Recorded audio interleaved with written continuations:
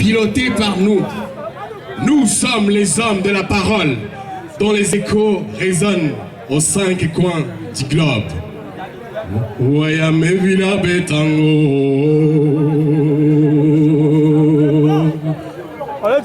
Mon grand-père mettait mes legs mais que les mazotos côté pour me pas dire tiens il y a ou quoi dire fait que la couture ping routière quoi fait de mon campagne je vous il y a cap quand même faire ça pour battre le ça il me disait toujours ceci.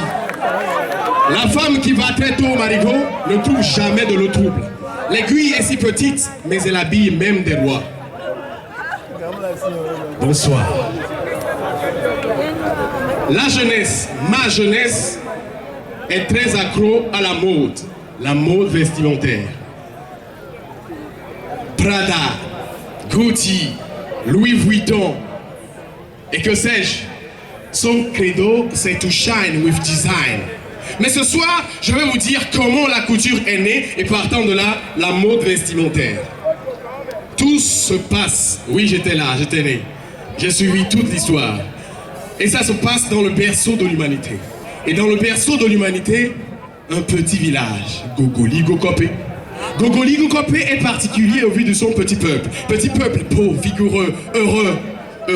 Ce peuple ne vit que d'agriculture et se pavane tout nu. Tout nu, les hommes robustes avec leurs bâtons musclés entre les cuisses courent derrière les belles femmes aux seins pointus en parallèle verso avec des fesses bondissantes.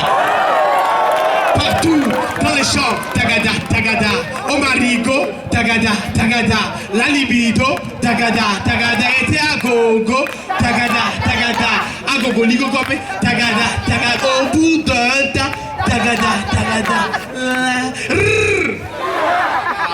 vous connaissez le cri, c'est un tacle. Au bout d'un temps, la population quadruple. On enregistre des ventres ballonnés tous les jours et des naissances toutes les 15 secondes.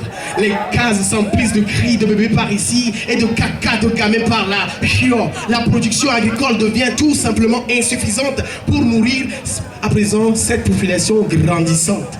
Face à ce dilemme, le chef du village. Vous voyez, hein?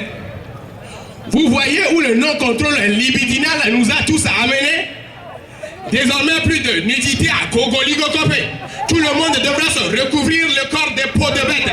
Et ceci dans les 24 heures où je mettrai un point final d'exclamation à mon discours. Celui qui fera une fracture ou un torse à ce décret sera en infraction et sera excommunié du village. En ce temps, les hommes avaient déjà découvert le fer. Alors rapidement, ils en ont fabriqué des flèches. Et avant même le premier cocorico du coq, ils partent à la chasse, revêtus du rude courage de David de la Bible. Très victorieux, très vigoureux, ils reviennent victorieux. Point levé comme ce homme. Ils reviennent victorieux. Ce fut la première partie de chasse dans l'histoire de l'humanité. Elle a été brillante, excellente.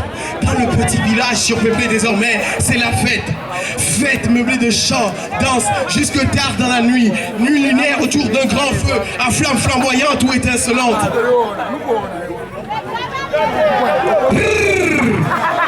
L'histoire aurait pu s'arrêter ici s'il n'y avait pas un autre problème. Eh bien, c'est quoi? Oui, il faut le calmer, ouais. C'est dans l'effervescence. Applaudissez-le. En fait, il exprimait tout ce que je disais en danse contemporaine. Ouais. Donc l'histoire aurait pu s'arrêter ici s'il n'y avait pas un autre problème. Eh bien, c'est quoi? Les habitants de Gogoli-Gokopé venaient tout simplement d'abattre toute la grande majorité des animaux dans leur forêt. La minorité restante s'est enfuie vers d'autres villages. En tout cas, dans un premier temps et pour la première fois, les habitants de Gogoli-Gokopé ont eu de quoi se cacher le sexe. Hommes, femmes, vieux, vieillards, jusqu'aux petits bébés, eu de quoi se cacher le sexe. Mais au fur et à mesure que le temps passe, les bébés grandissent, les adultes aussi, les peaux de bêtes se font de plus en plus rares. Or, il n'y a plus d'animaux dans leur forêt. Les exclusions commencent. Bonjour monsieur, c'est comme si vous êtes nus. Voici la porte de sortie. Bonsoir madame, où est votre caille-sexe? Je l'ai remis à mon mari. Ah, c'est l'amour. Merci de quitter le village. Même la cour du chef n'est pas épargnée.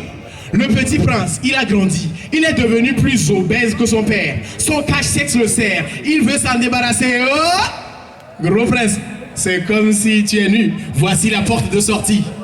Cette situation va durer jusqu'à un soir. Un soir, l'enfant le plus noir du village arrive au champ. Il trouve sur un arbre marron un oiseau blanc à bec rose. L'oiseau blanc à bec rose tient en son bec rose une graine noire. Jaune de joie, l'enfant noir saisit un caillou rouge qu'il lance de façon violette. L'oiseau blanc à bec rose s'envole dans le ciel bleu, mais laisse tomber la graine noire. Et c'est cette graine noire qui germe des terres grises et parmi les herbes vertes pour donner d'autres fibres textiles végétales blanches enveloppant d'autres graines noires. Du coton. Partout dans les champs, du coton a poussé. Alors, rapidement, les habitants de Gogoligo-Copé ont ramassé ces cotons pour fabriquer des habits. Tout se fait à la main. Les tisserands. C'est les premiers habits. On raconte dans les villages voisins que des habitants venus de très loin sont venus voler ces graines noires pour les planter chez eux. Alors, en un temps de mouvement d'eau, le coton s'est répandu sur la planète planétaire, dans le monde mondial. Et plus tard, une grande révolution va secouer le monde entier. Le machinisme. De nouvelles machines vont commencer par voir jour dans tous les domaines. Ainsi, le coton né à Gogoligo-Copé trouvera des machines pour les transformer dans un premier temps en tissu, laine, pagne et autres, et d'autres à les coudre. C'est la naissance véritable de la couture. Couture qui va évoluer avec la haute technologie pour devenir haute couture. De grandes maisons de couture s'implantent un peu partout dans le monde et créent des styles ou modes, design. La mode va rapidement devenir un marché porteur, tant l'homme sur terre ne s'en passe plus. Cette histoire est née où? À Gogoligo-Copé, dans le berceau de l'humanité. Et il paraît qu'au jour d'aujourd'hui, il y a des peuples qui s'inspirent de cette ancienne civilisation pour fêter des fêtes nues. La samba brésilienne. Merci.